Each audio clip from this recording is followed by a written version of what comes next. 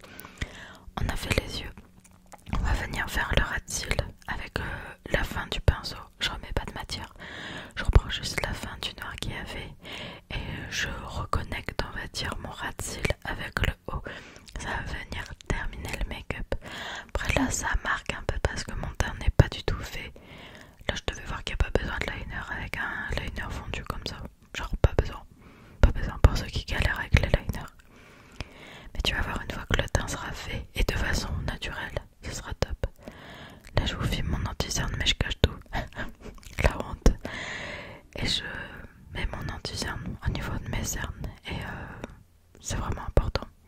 Vraiment, vraiment, vraiment. Surtout que j'avais eu quelques petites chutes, donc j'avais nettoyé un peu, mais c'était pas incroyable. Je ne mets généralement pas de fond de teint en été, mais ça dépend des gens. Enfin, on n'est pas en été, mais tu m'as comprise. Je vous avais dit que ça allait être la rigolade. Et je viens estomper avec mon beauty blender préalablement propre et mouillé. Et je viens bien estomper tout ça. Ouais, on tapote, on tapote, on tapote, on tapote. D'un côté, de l'autre, on tapote, encore et encore. On vient bien fondre la matière. Des fois j'étire un peu, mais ça c'est pas bien en fait. Je l'utilise aussi pour nettoyer mon dessous d'œil. Bon, pas bien ça. Mais on tapote, on tapote. Je commence à avoir des petites ridules. Ouais, 28 ans, tu vois. Du coup, je fais bien en sorte que ça soit bien étalé, que ça se file pas dans les ridules en dessous des cernes. Enfin, au niveau des cernes, vu que la peau est très très fine. Voilà. Et vu que je mets pas de fond de teint, on garde un peu le glow, les petites rougeurs de la peau naturelle. Et c'est ce que j'essaie de faire voir là, et je trouve ça trop trop mimes. Mais j'arrive jamais à savoir dans le retour écran ce que ça donne, du coup. Voilà. Là, on prend une poudre libre. Peu importe la poudre libre, mais quelque chose de genre fin, de cool, qui va venir bien fixer l'anti-cerne, mais qui va pas créer cet effet de matière, tu vois. Cet effet un peu cakey, tu vois. Je prends ma houppette et bam, je viens poser. Là, je me dis, mais qu'est-ce qui se passe? Pourquoi ça fait ça? Mais c'est pas grave, ça pose de la poudre.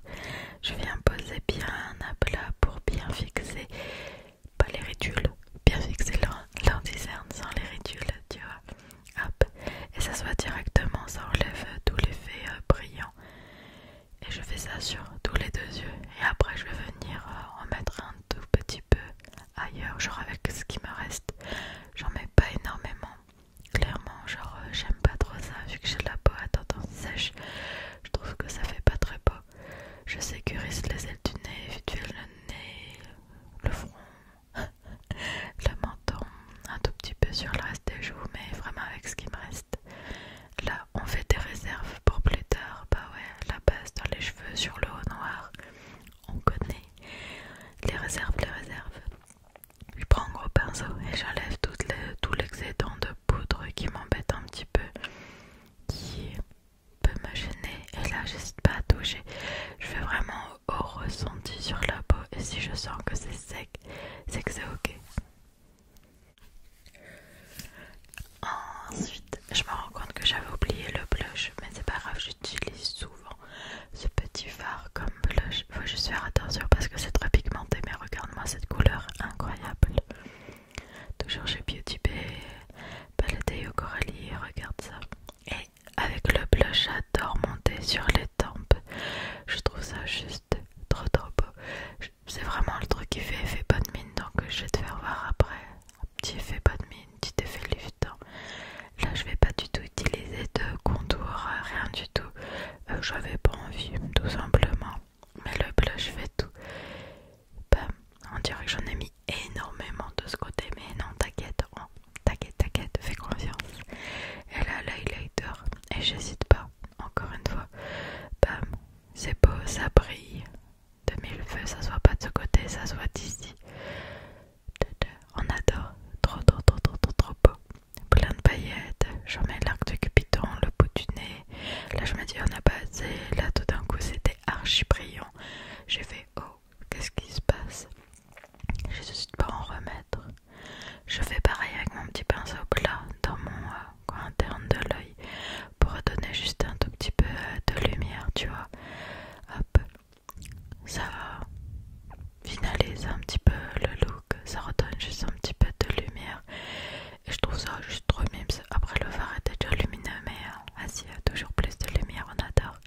On est un peu bleu, c'est ok. Ensuite, qu'est-ce que je vais faire? Je ne sais pas.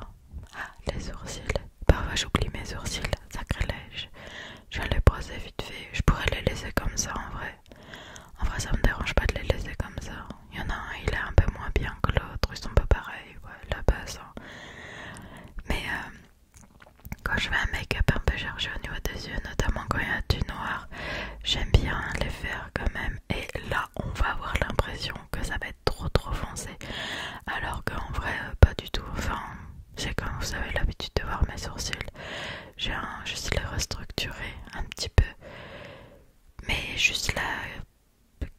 sourcils, pas la tête. Là, il y avait presque rien sur mon pinceau, clairement, pour finir. Mais je fais vraiment juste la queue du sourcil et pas la tête parce que sinon je trouve ça justement trop foncé, trop structuré. Là, je me focus un peu plus parce que c'est le sourcil où j'ai le petit trou où il me manque des petits poils. Donc je me focus un peu plus, j'essaye de combler, de faire comme l'autre. Et hop, c'est top, j'aime bien. On vient estomper tout ça, toujours l'estompage, toujours. Pensez-y, c'est trop important. On va repose-poil, pour toujours estomper encore plus. Et voilà, hop, ça structure un peu plus le regard, mais c'est facultatif, je dirais. Ensuite, la base, mascara. Celui-là, il est nul. Il est waterproof et c'est une galère à démaquiller, je déteste. Mais j'en ai pas en ce moment et j'aime bien finir mes produits depuis que je ne suis plus dans la surconsommation.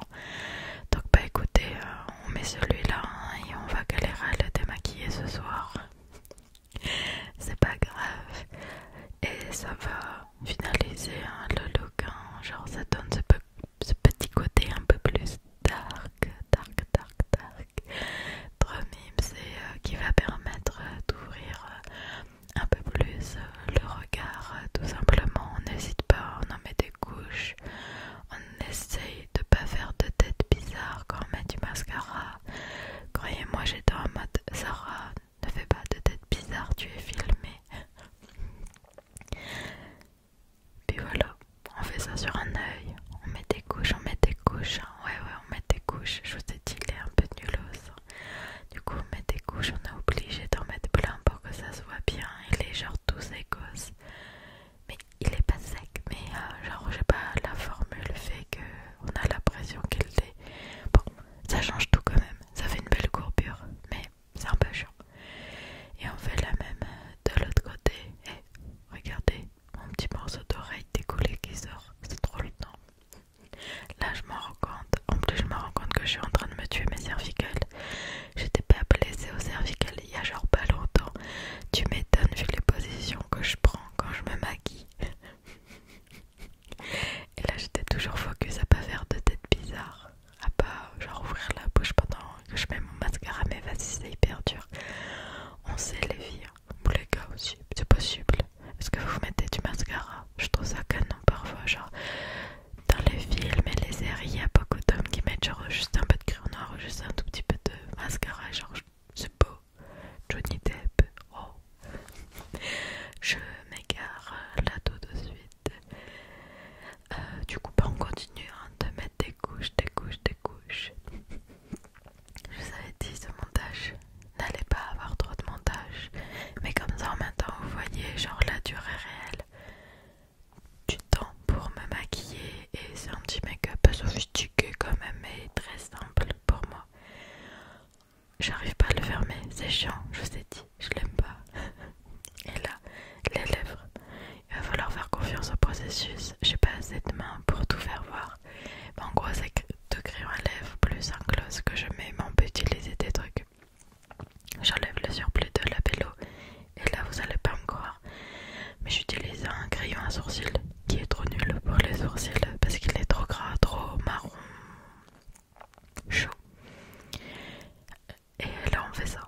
J'avais vu ça sur TikTok que le crayon à sourcils était ton contour des lèvres parfait. Bon, j'avoue qu'on dirait nos darons quand elles avaient enfin, quand on était plus jeune, quoi, la mode des années 2000, et je sais que c'est redevenu à la mode de ouf. Moi j'ai du mal avec ça, donc on va venir estomper quand même.